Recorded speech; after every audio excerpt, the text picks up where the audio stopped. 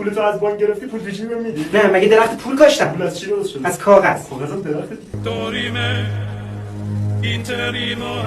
شماره 121. سلام آقا، خسته نباشید. سلامت باشین، بفرمایید. من 100,000 تومان از این کارت می‌خواستم به من بدید. 100,000 تومان متأسفانه نمیتونم مبلغو پرداخت کنم. طبق قانون زیر 500,000 تومان رو باید از آبروان بگیرید.